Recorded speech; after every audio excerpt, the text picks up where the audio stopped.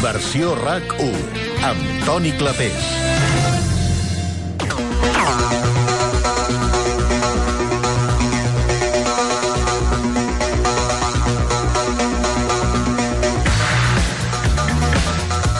Milions d'oients escoltaven aquesta sintonia cada nit, esperaven que fes el fading out, és a dir, que es anés diluint, per escoltar la seva veu.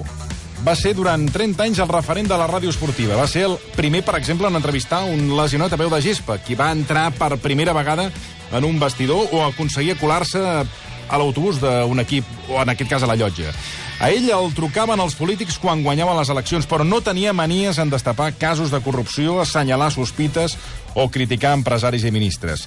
I el que més, en fi, molt recordem és, esperant en aquest cas que arribessin les 12, és aquella mítica frase que ja l'identifica amb ell, que és el buenas noches y saludos cordiales.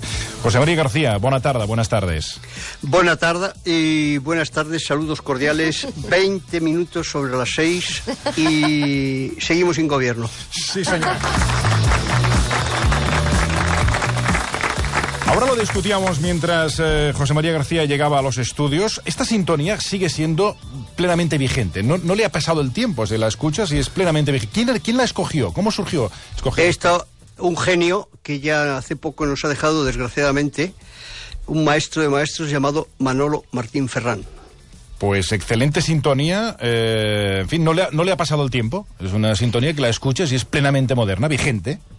Es que todo lo que hacía Manolo era vigente. Fíjate que aunque los jóvenes recordarán poco de él, en época de absoluta dictadura, él consiguió que la radio comercial, la radio generalista,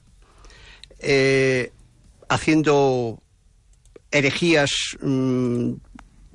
colocando la inteligencia al servicio de sus oyentes, inventándose temas como En menos que canta un gallo, por la mañana en la cadena SER, hora 25, la hora 25 real, no la manipulada posterior, son producto.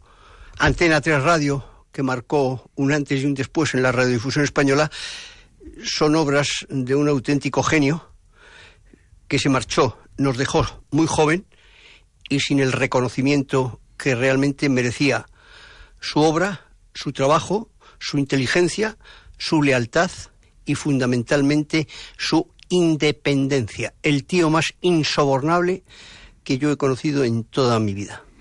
De eso queríamos hablar con José María García por muchas cosas, pero a raíz de una publicación que nos llegó, de una biografía no autorizada sobre su vida y escrita por el periodista Vicente Ferrer Molina.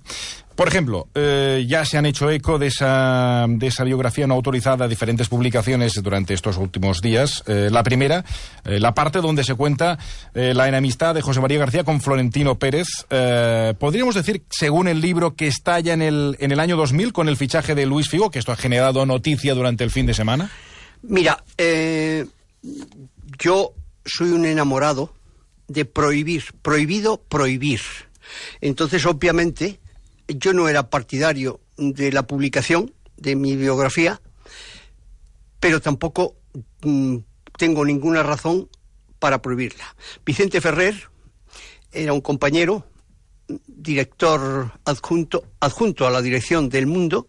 En estos momentos es subdirector del Español, el nuevo diario digital de Pedro J. Ramírez, y hace como 3 años me dijo que iba a hacer esto.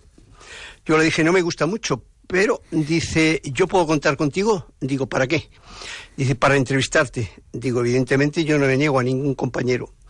Le dediqué, me dice, voy a necesitar contigo 3 horas. Digo, bueno, pero recortando los confesionarios, porque 4 horas hablando de mí es un coñazo. Así que en 4 etapas diferentes. Y ha estado 2 años recorriendo España, ha entrevistado a todos mis amigos, ha entrevistado a todos mis enemigos y ha hecho su trabajo. Yo me veo en él y no me reconozco, porque creo que es excesivo en el elogio e incluso, por un lado, exagerado y por otro lado, cicatero en la censura. Si realmente García ha sido el que se desprende de esa lectura, me siento incómodo, molesto, porque ni he tenido la importancia que comenta esta biografía no autorizada. Yo no he derribado gobiernos, yo no he parado aviones, yo no he hecho muchas de las cosas, o creo no haber hecho esas cosas, pero ahí está. Y sorprendentemente creo que con bastante éxito, aunque es algo que a mí ahora, y perdón la expresión que es un poco vulgar, me la trae al pairo. Otro castizo diría me la trae floja, pero eso tampoco es cierto, porque ahora ya la flojedad es lo habitual.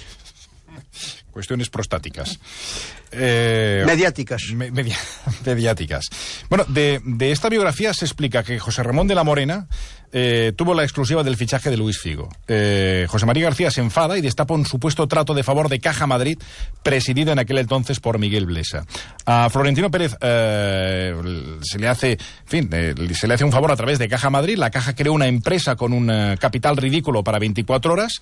Después prestarle 60 millones de euros al Madrid para pagar a Banco Zaragozano el crédito que le había concedido para contratar a Figo, en aquel momento el fichaje más caro de la historia del fútbol. Esa vinculación entre Caja Madrid y Florentino Pérez, estos favores que también se vinculan con Cristiano Ronaldo, ¿eso es habitual en la manera de hacer de Florentino Pérez? Yo me tengo por una persona decente.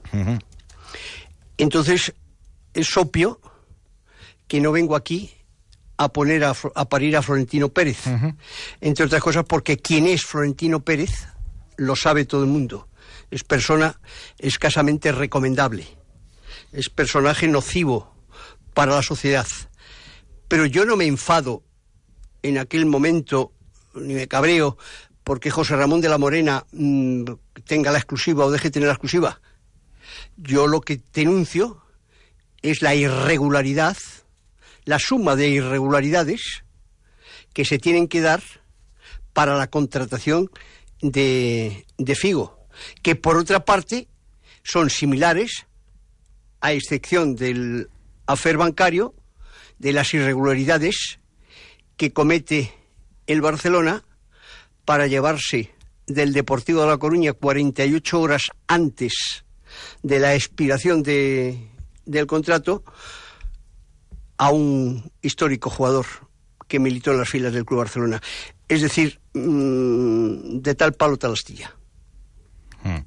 No, pero ojo, yo lo he dicho siempre y lo mantengo en Cataluña y lo mantengo en Madrid, pero no quiero que nadie piense que como estoy hablando para Cataluña tengo que poner a parir al presidente del Real Madrid.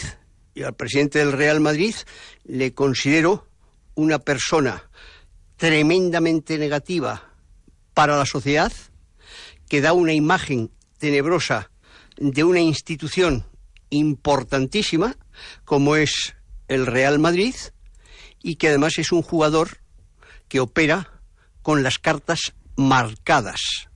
De la misma forma, podría decir que es una pena que el Fútbol Club Barcelona en distintas etapas haya estado en las manos que ha estado. Yo creo que hay más de 1000 ciudadanos que residen en Cataluña, mucho más importantes, mucho más sabios, mucho más independientes que los que ha tenido la mala fortuna de tener el Fútbol Club Barcelona.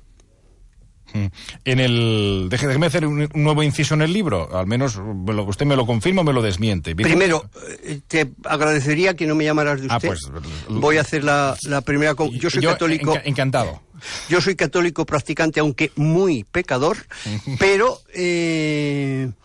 me gusta más el el tuteo. Vale, perfecto. Pues vamos a tutearnos. Yo siempre, hasta que no me dan autorización para tutear, yo no tuteo. Eso me lo enseñaron en casa.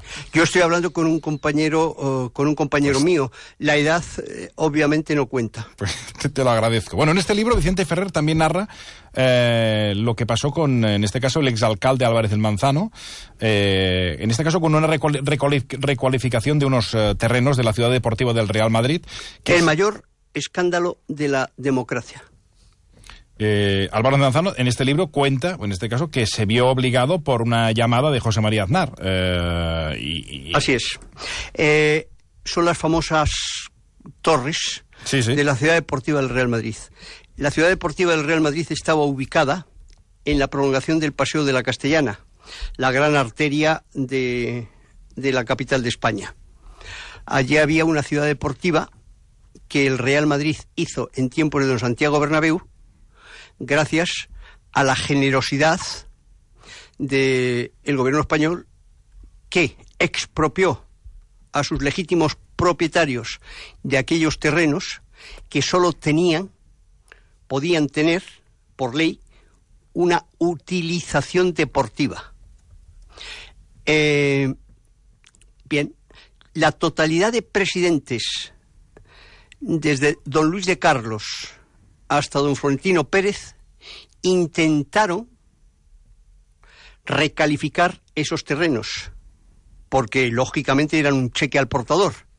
Lo que antes era la Plaza de Castilla y los terrenos de la ciudad deportiva han pasado a ser casi una zona céntrica de la capital de España, y lógicamente eran oro puro. A ni un solo presidente le autorizaron eso. Cuando intuí lo que podía pasar, hablo con el alcalde de Madrid, que era don José María Álvarez del Manzano, que vive. Y me invita a comer en un sitio histórico, muchos catalanes conocen en Madrid, que se llama Lardi, y me dice, mira, sé lo que está en juego, pero tienen que pasar por encima de mi cadáver antes de que yo firme eso.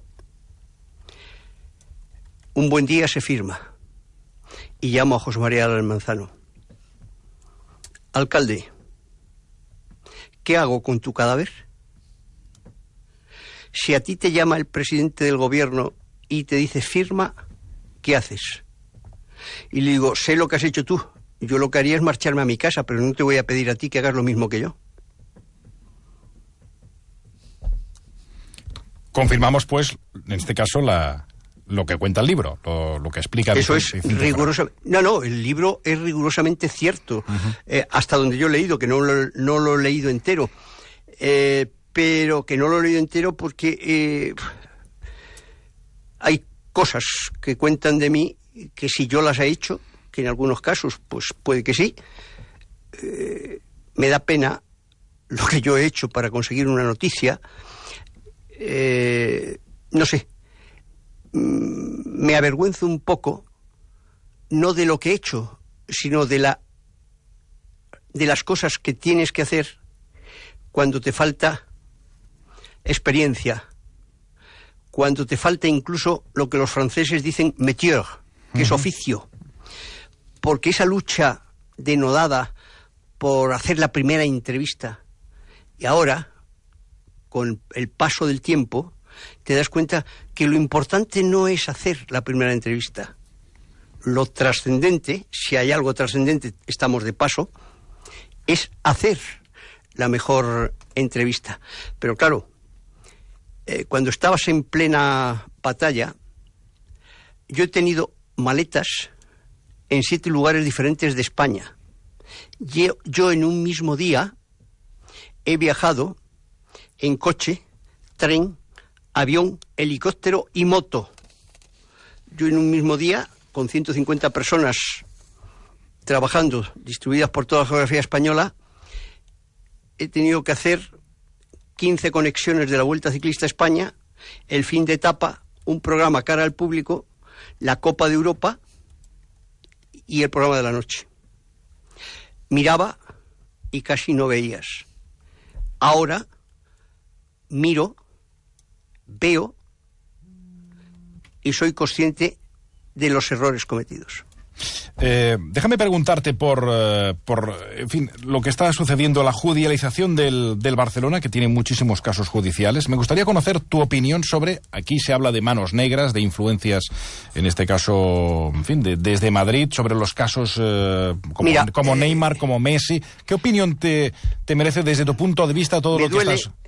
Me duele pensar que me has citado aquí, sí, para avivar las cenizas de una guerra Madrid-Cataluña.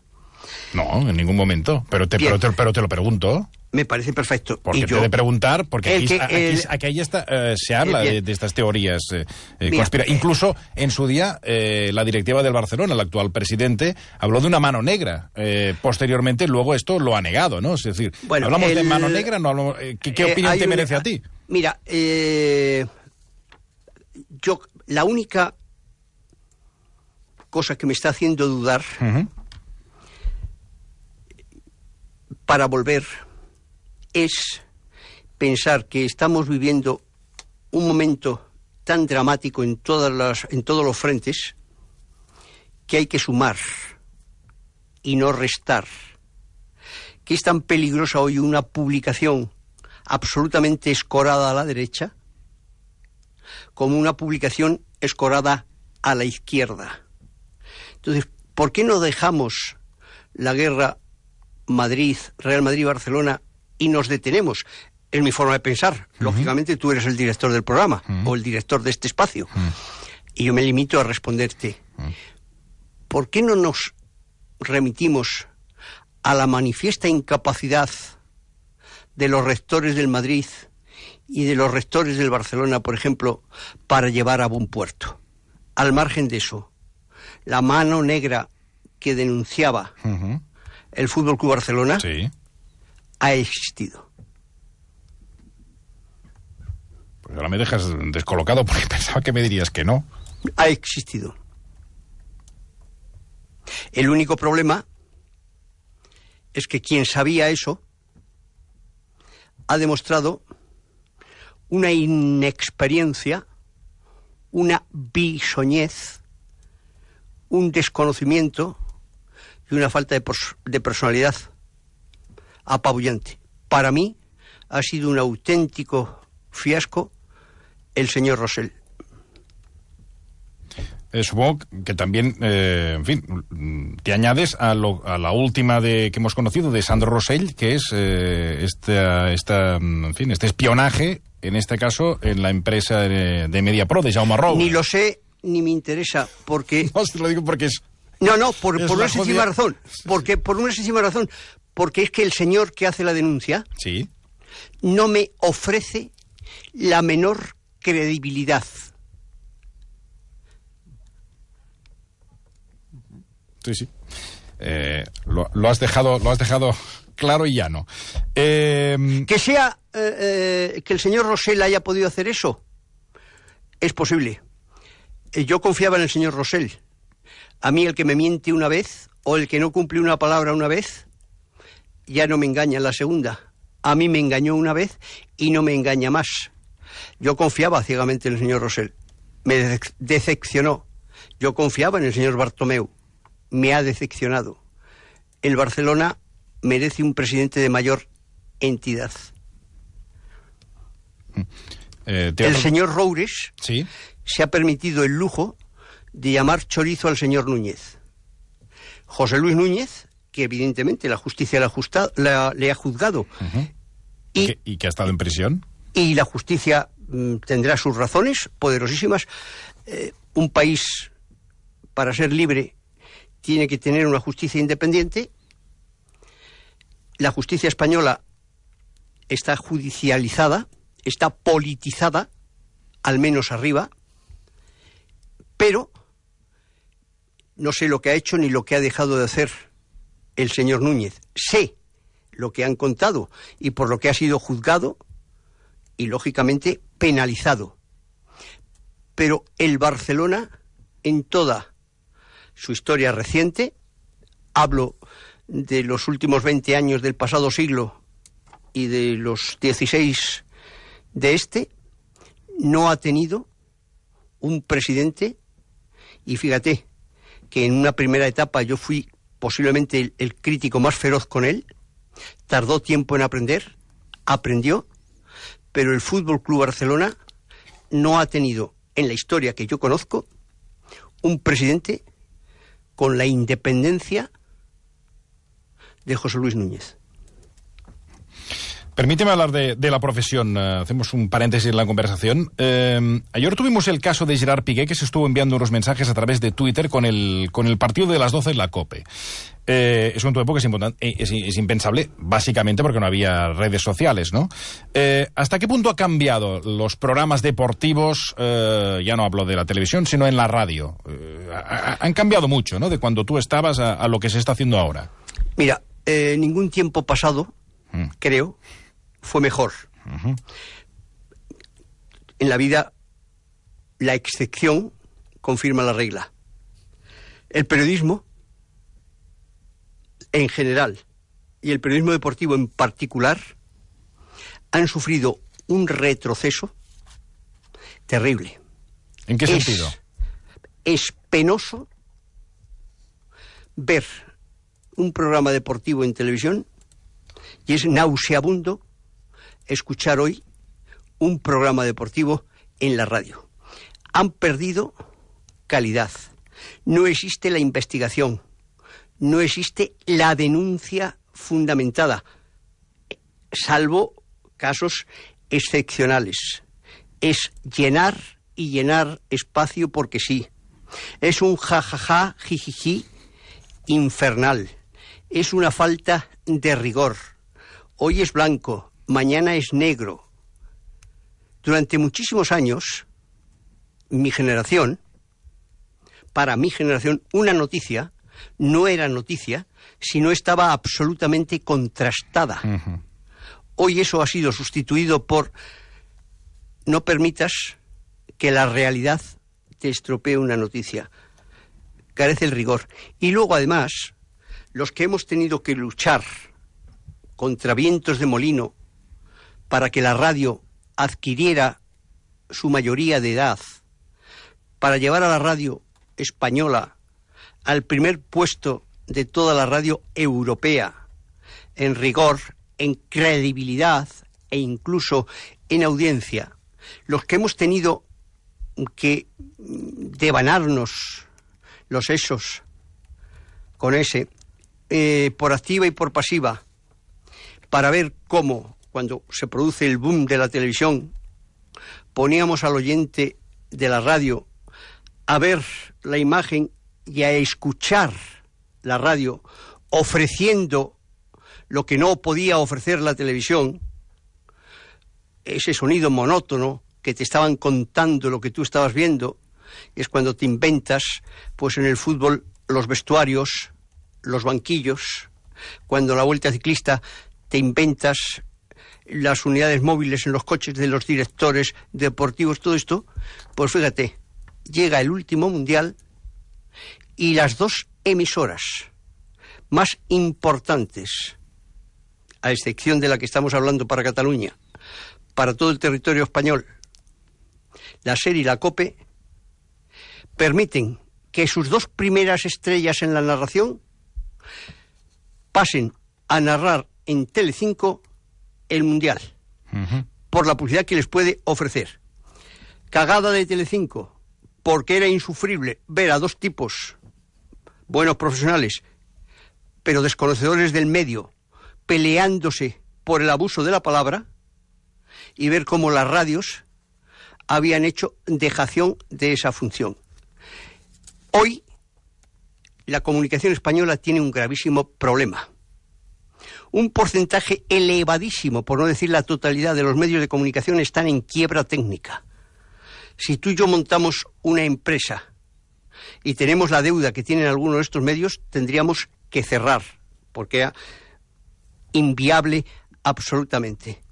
Entonces, no carguemos en el debe de los comunicadores, sino en el debe de las empresas, esta situación penosa lamentable que se nos está ofreciendo a diario. Mira, el otro día yo he descubierto con la edad muchísimas cosas. Y yo que he jugado un poco al fútbol, sobre todo al fútbol sala, cuando jugaba era el más vago de España. Tenía cierta habilidad con lo que llamaban el punterazo, jugaba arriba y como era un poco el jefe, pues se las pasaban al jefe. Pero de correr era de cobardes o de toreros malos. Con 40 años descubrí el footing. Y ahora yo estoy haciendo 15 kilómetros diarios. Y voy a un gimnasio donde además tengo una pileta de agua helada que después de correr combinas calor sauna con el agua y te quedas de maravilla, algo que recomiendo a todos los oyentes de RAC en este instante. Es tremendamente agradable. Y, bueno, pues estás en un gimnasio, allí vas, vienes, estás en pelota picada, y yo estaba hablando por teléfono y termino la conversación. Y se me acerca uno de los socios y me dice, oiga, digo, hombre, trátame de tú, coño, no es que estamos en pelota picada. Dice, bueno, pues es que no me atrevía a decírtelo, pero es que te he oído esa conversación y estoy asustado con lo que me ha pasado el otro día. Tengo un amigo, omite el nombre, yo no le pregunto, que lleva 20 años como tertuliano. Ha sido un cargo importante en un periódico. El otro día me viene a ver, es muy amigo mío, y me dice que dada la situación de su empresa, los días que va a la tertulia le pagan con vales de una determinada marca de publicidad, de una marca de publicidad. Y me viene con 10 vales de 100 euros, 1.000 euros. Y me los vende por 700. Ese señor es el que da lecciones, a un médico le enseña a operar, a un cocinero a cocinar, a un conductor a conducir. Así estamos. Hablando de cambios, me gustaría también conocer tu opinión de la entrada en los clubs, en este caso en España. Se pierde, en este caso, el socio y entra el accionariado. Primero en fin, acciones de diferentes empresarios españoles, pero ahí ya estamos con jeques árabes, como ocurre en este caso en el Reino Unido, con la entrada de multimillonarios como Peter Lim en el Valencia, como recientemente aquí en el Español con el señor Cheng. ¿Qué te está pareciendo este cambio, este nuevo cambio en el mundo del fútbol? A la mar no se le pueden poner puertas y todo aquel que lo ha intentado se ha estrellado. El error gravísimo nace del Partido Socialista Obrero Español cuando gobernaba o intentaba gobernar, que fue el que impuso la sociedad anónima. Deportiva, sí. Pero esa sociedad anónima deportiva, que era necesaria, que era imprescindible, nace herida de muerte. Y aquellos lodos traen estos barros, o aquellos barros originan este lodo. Es un desacierto total. ¿Por qué? Porque el fútbol, dentro de todo, y de ser un gran negocio y todas estas cosas, en definitiva, tiene un componente humano, sensible. El nieto es del equipo del abuelo y sufre y padece con el equipo de su abuelo, el equipo de su padre. Hay algo que es una simbiosis tremenda, que va mucho más allá de que llegue un chino o de que no. Tú fíjate, por ejemplo, valencianos que cuando el equipo gana una copa lloran. ¿Qué pueden ver ahora a un chino que acaba de llegar, que deja eso como un solar, que pone a un entrenador que no habla ni español y que no ha entrenado ni al equipo de la comunidad de vecinos? ¿Cómo se entiende eso? Pues ¿cómo se entiende lo del español? ¿Qué puede pensar un periquito de toda la vida el otro día con el 0-5 y ver dónde está el español? ¿Y por qué han echado a un tío como el que tenían de entrenador? Bueno, y así podríamos seguir.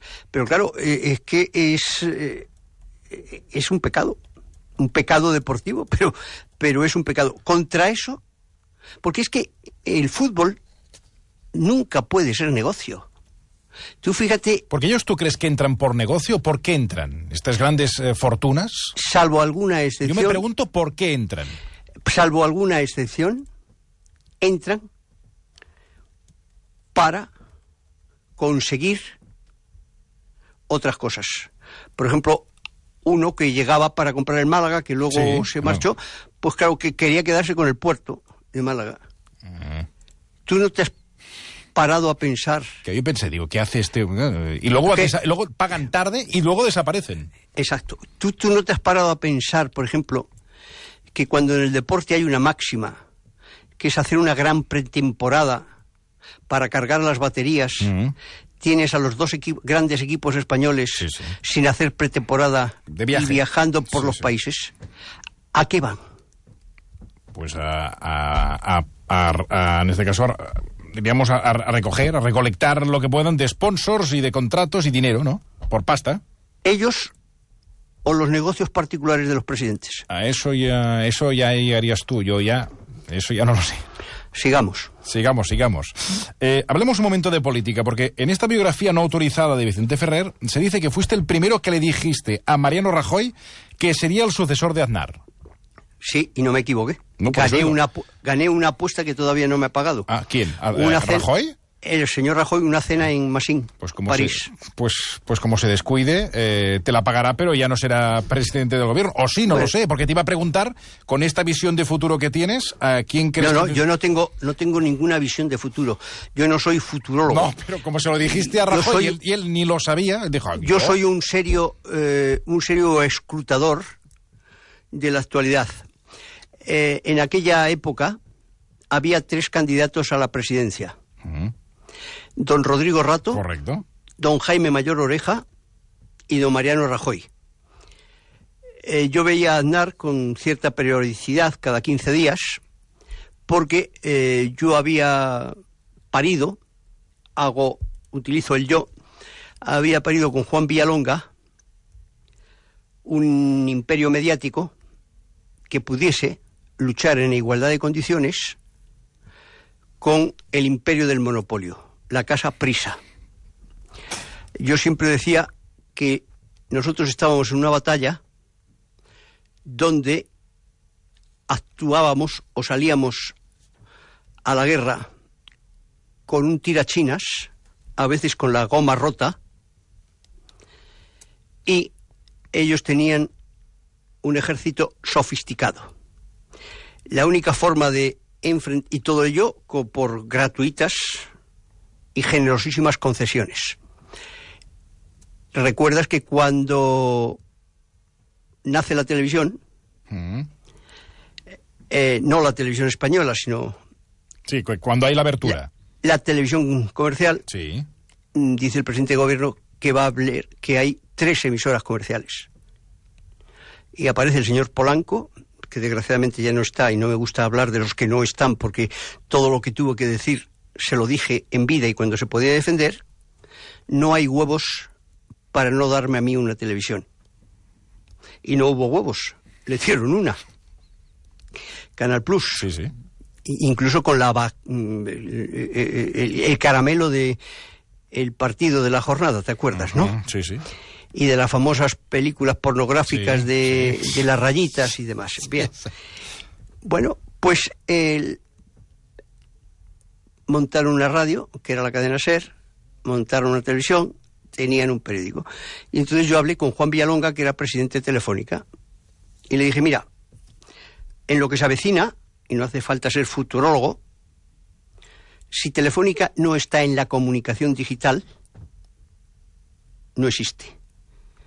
El país, el Estado, la nación, el mundo, se va a regir a través de un pequeño aparatito que es el móvil, donde tú vas a poder desde tu casa hacer la compra, sacar el billete, reservar la pista de tenis, todo. Y la comunicación. El siglo XXI va a ser la búsqueda desesperada del ciudadano de una que se llama ocio, tiempo libre. Hay que estar preparados. Y la comunicación, el lector, el ciudadano, va a demandar la información. Bueno, hacemos el invento y yo le digo a Aznar, porque claro, Telefónica era una empresa privada, en teoría, pero el gobierno era el que ponía y quitaba al presidente y al que se le pusiese en el aledaño. Y entonces digo a Juan Villalonga, vas a la guerra, y vas a la guerra con Polanco. Ármate, nos tenemos que armar bien y tienes que aguantar el tema, pero si no, vas a seguir siendo el botones de él y sometido a lo que él y ese imperio quiera. Lo montamos, hablo con Aznar y un buen día me llama Aznar y me dice, no firmes con Juan Villalonga porque lo tengo que cambiar. Digo, no, yo no firmo con Telefónica, no firmo con Juan Villalonga, yo firmo con Telefónica. Y le dejo muy claras las cosas a Aznar. No vamos a ser amanuenses. De nadie ni a escribir ni a hablar al dictado, que tengas esto muy claro. Y cada 15 días despachaba con el señor Aznar. Invariablemente en la puerta me estaba esperando el entonces vicepresidente del gobierno, Mariano Rajoy. Dice, él era como yo, que por cierto me tienen aquí castigado, que no me dejan fumarme impuro, pero cumplo como Xavi, el técnico sí me dejaba, pero ha llegado una señora, las señoras mandan más y dice, está rigurosamente prohibido, pueden sonar las alarmas. Digo, bueno, pues nada, no fumamos. Y me dice, vamos a mi despacho a fumarnos un puro. Él antes, ahora ya tampoco fuma. Ahora ni piensa ni fuma. Y cuéntame, porque no sé por dónde sale el sol. Y le digo, pues mira, ya la cuarta, quinta vez que me lo dice, le digo, ponte las pilas, porque vas a ser el sucesor. El presidente ya se arrepiente, había anunciado que se marchaba, ya se arrepiente de haberse precipitado en ese anuncio, pero no puede rectificar. Pero él va a querer seguir mandando. A Rodrigo Rato no lo puede poner porque no hay un medio de comunicación importante en este país que tenga el dossier familiar. Impresionante. Jaime Mayor Oreja no puede porque a él no lo puede manejar el señor del bigote y no lo va a poner. Y a ti sí, porque además tienes una cosa muy buena y una muy mala. ¿Y qué es lo bueno? Digo, que pasas por los sitios y no manchas. Y lo malo, que pasas por los sitios y no limpias. Y me dice, qué cabrón. ¿Vas a ser el presidente? Ahí está, el presidente. Ha sido un fiasco como presidente. Un auténtico fiasco. Por mentir, se ha mentido a sí mismo. Pero la culpa no es de él. La culpa es del que le ha puesto. Porque además el que le ha puesto no ha dejado que lo nombrara un comité federal o un comité de partido. No, lo pone a dedo. Uh-huh.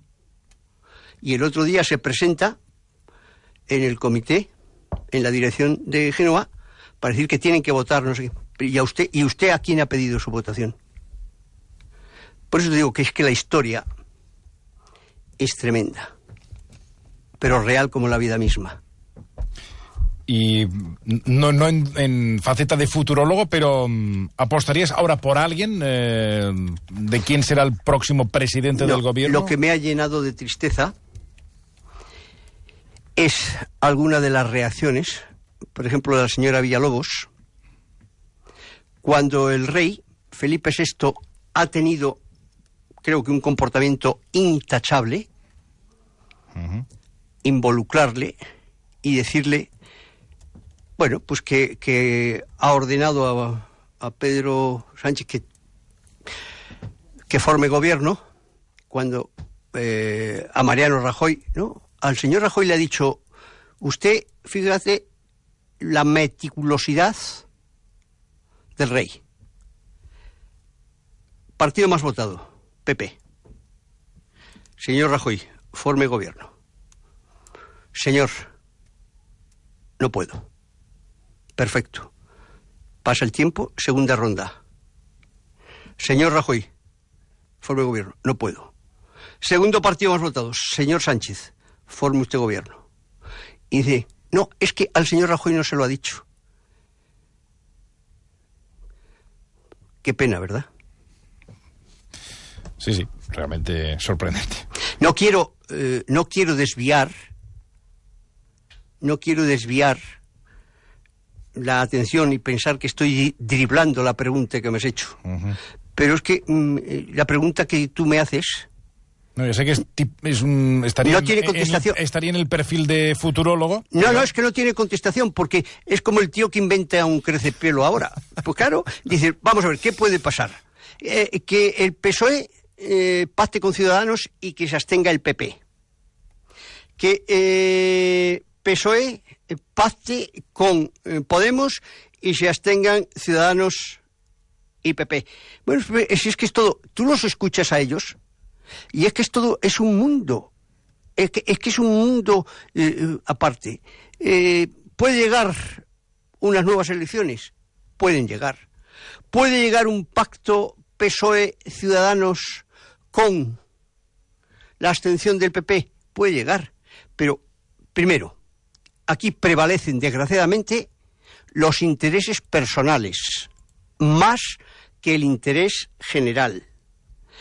Segundo, los debates internos. El PP y el PSOE, en sus pasillos, perdón la expresión, son casa de putas pero sin putas. Se odian.